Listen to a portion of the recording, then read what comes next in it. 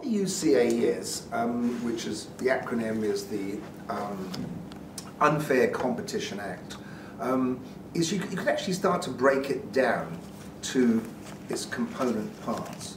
You know, what is fair and what is unfair. Now, if you say you've got two companies, and one company obeys all the rules, it buys all of its products in the proper way, it pays its people the right salary, it pays all its taxes, and then it turns out its products, which could be, for example, pieces of furniture, then those pieces of furniture will have in the price all the unit costs plus a reasonable profit from that company.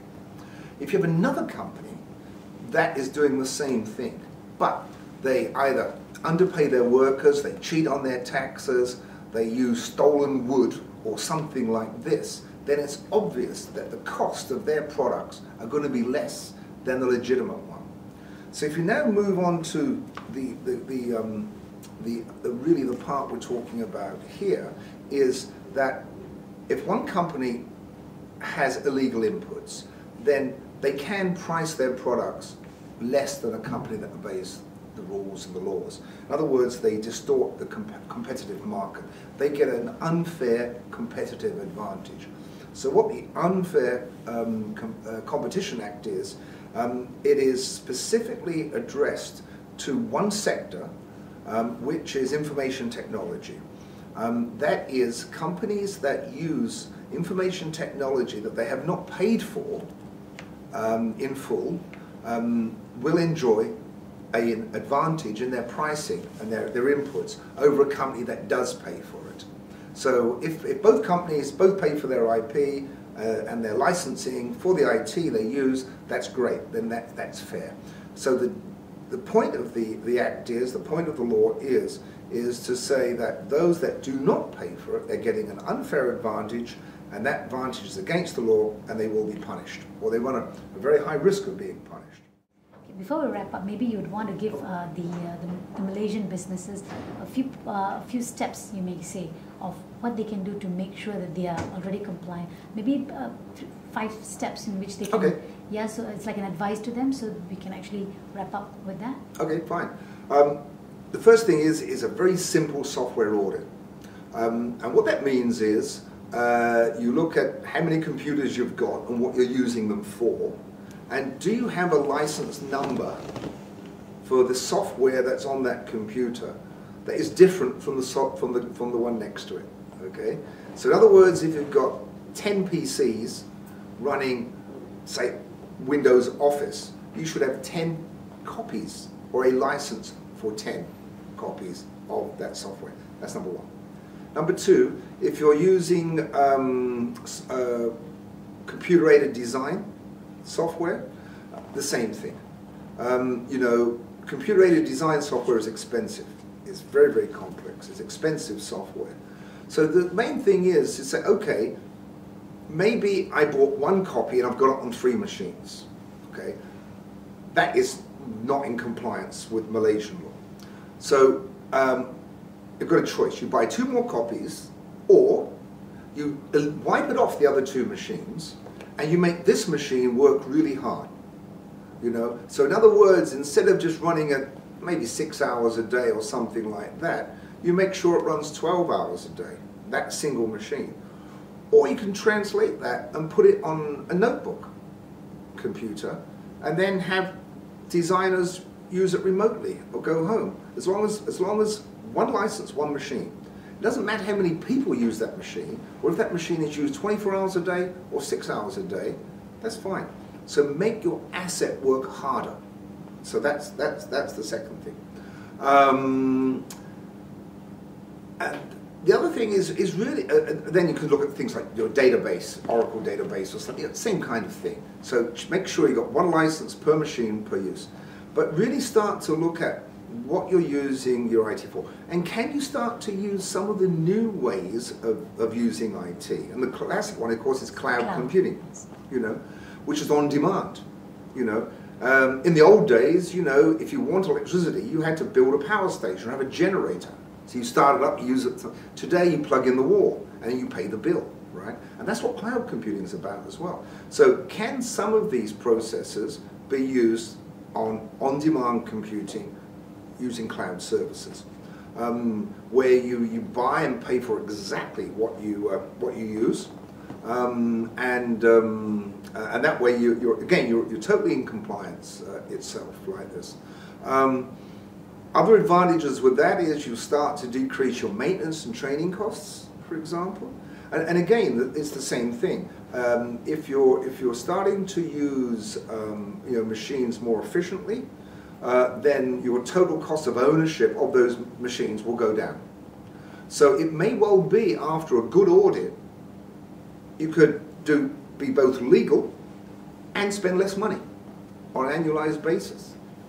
That may or may not happen. But again, looking at new things that are around, cloud computing, the different kinds of cloud computing that's around, outsourcing services themselves like this, start to use this as an opportunity to re-examine your processes themselves. Internal audit, check, efficient allocation of what machines you've got. Make sure that your machines are updated. You'll often find, again, this business moves very, very rapidly. Make sure your machines are maintained well. I've actually been into offices where I've seen people, I've watched computers take 10 minutes, 12 minutes to boot up, and the reason is they've got so much rubbish on there. They've got everything on there. Clear it out. There's no reason a machine should take more than 90 seconds to start up. That improves your productivity, like this. So again, start to do a really, really good audit, and then, bring in an external audit person for your verification, and then you're set, like this. But, the main thing is look inwards, look at what your needs are.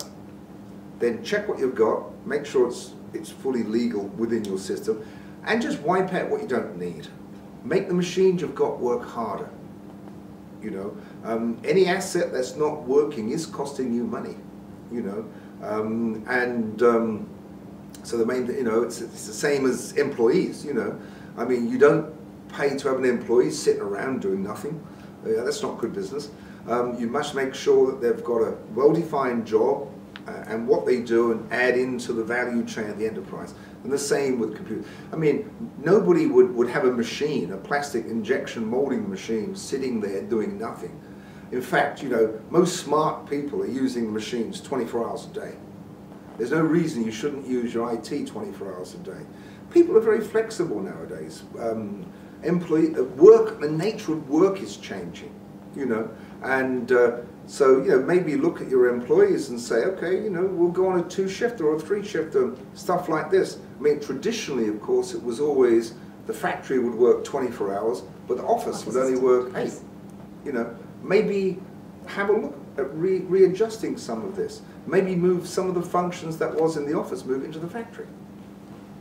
There are many different ways of looking at things to make your assets work harder and smarter. I think that's the two things. Software can absolutely help in this, in every single way as you move along like this. And again, as I mentioned, legal software, you got all your running costs, all your updates, all your checks, and all the bits and pieces that go into it are free. And the other thing, of course, is there are bad actors out there, bad players out there. There are people out there that want to compromise your systems and stuff like this. The way that's done, generally speaking, is out-of-date software, out-of-date security, stuff like this, because you can't get the legal updates and whatnot. This will again mitigate and minimize the risks of hacking and loss of information and being offline. So there's many, many things that can come in like this. But again, it's the same as using your regular machinery. You know that if you don't maintain your factory machinery, it will break. It'll break at a time when you don't want it to break. It may break with tremendous and bad consequences. It may hurt people or whatnot. Luckily, software, generally speaking, doesn't hurt people in the same way. but nevertheless, it can slow down your business process. It can make the things hiccup and like this. And as mentioned, that when the UCA starts to bite, then and you get these letters coming in, that after that you can get seizure of products at the port, and that's when it will really start to hurt. So when all of a sudden, bang, your product's not going to be released because they're subject to litigation, that is seriously going to hurt your business. In fact, that can be a game stopper. That can stop your business. Again, today, when something goes wrong in Facebook, Twitter world we're in, it's instantly known. XYZ's products have just been seized in Seattle, so what does your competitor do? Wow, man, let's go and get the company straight away and say, hey, we can sell them to you, and we've got the licenses. Bang. So, things can happen in such a way. And so it's risk management, supply chain management, it's good audit, good practice, but in the end it's good business.